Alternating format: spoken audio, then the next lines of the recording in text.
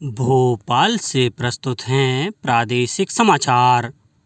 नमस्कार, समाचारों के साथ मैं जितेंद्र रघुवंशी। पहले मुख्य समाचार। मंत्रिपरिषद की बैठक में लिए गए कई महत्वपूर्ण फैसले। अब मंत्रीगण स्वयं वहन करेंगे अपना इनकम टैक्स। ओम बिरला होंगे एनडीए के लोकसभा अध्यक्ष पद के उम्मीदवार। विपक्ष ने भी उतारा अपना उम्मीदवार। प्रदेश में दस्तक सह स्टॉप डायरिया अभियान की शुरुआत। घर घर जाकर होगी बच्चों की जांच। और प्रदेश में इंदौर, झाबुआ सहित 6 जिलों में भारी बारिश का ऑरेंज अलर्ट जारी। अब समाचार विस्तार से। मुख्यमंत्री डॉक्टर मोहन यादव की अध्यक्षता में भोपाल में मंत्रिपरिषद की बैठक हुई। इसमें राज्य के मंत्रीगण के इनकम टैक्स का स्वयं वहन करने और शासन से कोई वित्तीय सहायता नहीं लेने का निर्णय लिया गया। इसके साथ प्रदेश के किसी सैनिक जवान के शहीद होने पर दी जाने वाली सहायता राशि में से 50% राशि शहीद की पत्नी को और 50% राशि शहीद के माता पिता को देने का निर्णय लिया गया है। बैठक में विकास खंड स्तर पर मिट्टी परीक्षण के लिए नवीन प्रयोगशालाओं के भवन और उपकरणों को युवा उद्यमियों तथा संस्थाओं को उपलब्ध कराए जाने की मंजूरी दी गई। इसके द्वारा युवा उद्यमियों व संस्थाओं के माध्यम से किसानों के मृदा नमूनों का परीक्षण कराकर मृदा स्वास्थ्य कार्ड उपलब्ध कराए जाएंगे। वहीं CSR निधियों के उपयोग से वृक्षारोपण की नीति में संशोधन। अन्य राज्यों में संचालित सैनिक स्कूलों में अध्ययनरत मध्य प्रदेश के मूल निवासी छात्र छात्राओं को छात्रवृत्ति देने। रेल परियोजनाओं से संबंधित कार्य परिवहन विभाग से लेकर लोक निर्माण विभाग को सौंपे जाने और मध्य प्रदेश सुधारात्मक सेवाएं एवं बंदी गृह विधेयक 2024 को विधानसभा में पारित कराने का निर्णय लिया है। साथ ही भारतीय खेल प्राधिकरण भोपाल को खेल गतिविधियों के संचालन के लिए ग्राम गौरा में लगभग 1 एकड़ भूमि अतिरिक्त आवंटित किए जाने का निर्णय लिया गया। कल हुई मंत्रिपरिषद की बैठक में लिए गए फैसलों को मुख्यमंत्री डॉक्टर मोहन यादव ने प्रदेश की प्रगति की दृष्टि से महत्वपूर्ण बताया है।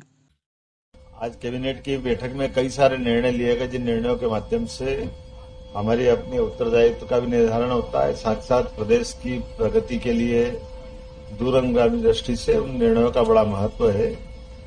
जैसे एक निर्णय हमने किया कि हमारे अपने सभी मंत्रीगण अपने अपने इनकम टैक्स की दृष्टि से स्वयं का वहन करेंगे, वो शासन से कोई वित्तीय भार उसमें नहीं लेंगे।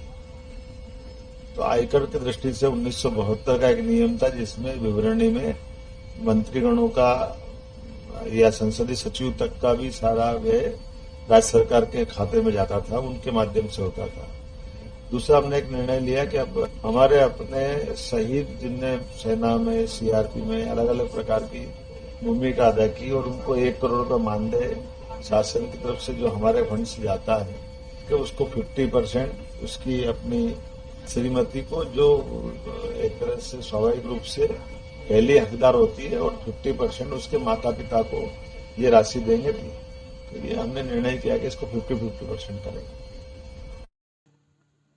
मुख्यमंत्री डॉक्टर मोहन यादव दिल्ली प्रवास पर हैं। उन्होंने यहां केंद्रीय कृषि और किसान कल्याण मंत्री शिवराज सिंह चौहान के साथ कृषि भवन में एक बैठक में हिस्सा लिया।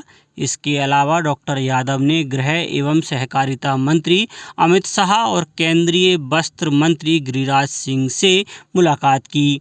इन नेताओं से मुलाकात के दौरान मुख्यमंत्री ने राज्य में संचालित विभिन्न योजनाओं के बारे में चर्चा की।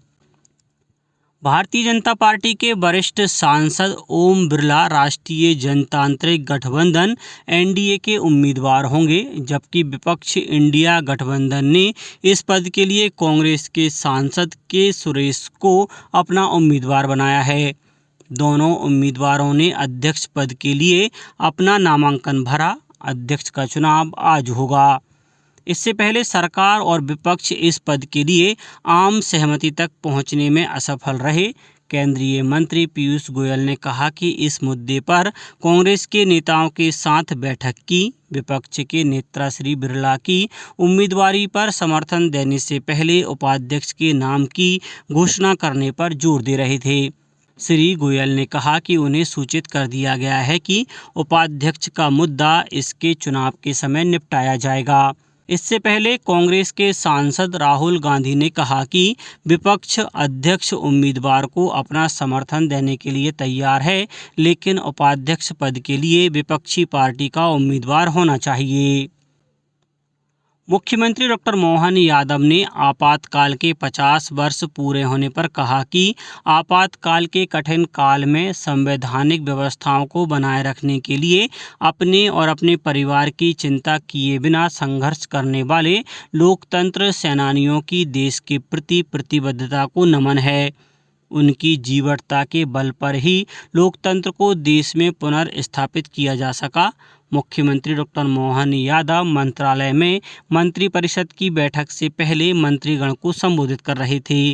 उन्होंने कहा कि प्रधानमंत्री नरेंद्र मोदी के नेतृत्व में लगातार तीसरी बार बनी सरकार देश में सुशासन स्थापित कर रही है। प्रधानमंत्री श्री मोदी के नेतृत्व में भारत का लोकतंत्र विश्व में गौरवान्वित हो रहा है। उप मुख्यमंत्री राजेंद्र शुक्ल ने भोपाल में राज्य स्तरीय दस्तक सह स्टॉप डायरिया अभियान का शुभारंभ किया। उन्होंने कहा कि मध्य प्रदेश में स्वास्थ्य के विभिन्न पैरामीटर में प्रदेश को शीर्ष स्तर में ले जाने के लिए स्वास्थ्य विभाग के अमले को पूरे मनोयोग से कार्य करना होगा। उप मुख्यमंत्री ने कहा कि स्वास्थ्य विभाग में 6 महीने में 30,000 पदों पर भर्ती की जाएगी। प्रदेश के हर नागरिक हर क्षेत्र तक गुणवत्तापूर्ण सेवाओं की पहुंच और उपलब्धता सुनिश्चित करने के लिए हम सतत प्रयासरत हैं। उन्होंने कहा कि पीएम श्री एयर एम्बुलेंस सेवा से आपातकाल में दूरस्थ क्षेत्रों के नागरिकों को उत्कृष्ट सेवाएं मुहैया कराने का प्रयास किया गया है। इस वर्ष अभियान 25 जून से 31 अगस्त तक संचालित किया जाएगा। अब बात मौसम की। मौसम विभाग ने बैतूल, अलीराजपुर, झाबुआ, धार, इंदौर और रतलाम जिलों के लिए बारिश का ऑरेंज अलर्ट जारी किया है। इसके अलावा 43 जिलों में आंधी और गरज चमक की चेतावनी के साथ येलो अलर्ट जारी किया गया है। इस बीच प्रदेश में आंधी, बारिश और गरज चमक की स्थिति बनी हुई है। मौसम विभाग ने बताया कि बंगाल की खाड़ी में एक और सिस्टम एक्टिव हो रहा है। आने वाले दिनों में प्रदेश में तेज बारिश हो सकती है। मानसून झाबुआ, रतलाम, रीवा, मऊगंज जिलों में प्रवेश कर गया है। अब कुछ समाचार संक्षेप में। नर्मदापुरम जिले में राष्ट्रीय पल्स पोलियो अभियान जारी है। अभियान के तीसरे आखिरी दिन जिला सहित सभी विकास खंडों में 5 वर्ष तक के बच्चों को पोलियो की दवा पिलाई गई।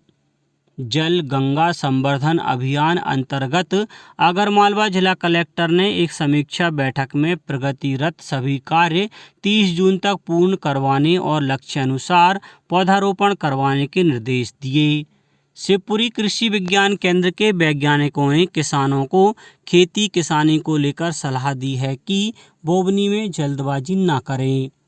बैतूल जिला कलेक्टर ने जन सुनवाई के दौरान 195 प्रकरणों पर संबंधित अधिकारियों को कार्यवाही के निर्देश दिए। कटनी नगर निगम द्वारा फायर सेफ्टी जागरूकता अभियान अंतर्गत उद्यमी सम्मेलन कार्यक्रम में सभी उद्यमियों को फायर एनओसी संबंधी विभिन्न प्रावधानों की जानकारी प्रदान की गई। अनूपपुर जिले में अंतर्राष्ट्रीय नशा निवारण दिवस पर नगरीय एवं ग्रामीण निकायों में विशेष जन जागरूकता अभियान आयोजित किए जाएंगे। देवास जिले के युवाओं को निजी संस्थाओं में रोजगार उपलब्ध कराने के लिए 1 दिवसीय जिला स्तरीय रोजगार मेले का आयोजन ITI परिसर देवास में किया जाएगा। और जबलपुर के शासकीय प्रधानमंत्री college of excellence Mahakaushal college के विद्यार्थियों को हर रोज 1 रुपये के खर्च पर घर से कॉलेज तक बस की सुविधा उपलब्ध होगी। माह में विद्यार्थियों को 30 रुपये इस सुविधा के लिए देना होंगे। बस की सुविधा सत्र 2024-25 के लिए विद्यार्थियों को मिलेगी। अंत में मुख्य समाचार एक बार फिर। मंत्रिपरिषद की बैठक में लिए गए कई महत्वपूर्ण फैसले। अब मंत्रीगण स्वयं वहन करेंगे अपना इनकम टैक्स। ओम बिरला होंगे एनडीए के लोकसभा अध्यक्ष पद के उम्मीदवार। विपक्ष ने भी उतारा अपना उम्मीदवार। प्रदेश में दस्तक सह स्टॉप डायरिया अभियान की शुरुआत। घर घर जाकर होगी बच्चों की जांच। और प्रदेश में इंदौर, झाबुआ सहित 6 जिलों में भारी बारिश का ऑरेंज अलर्ट जारी। आज के इस बुलेटिन में बस इतना ही। नमस्कार।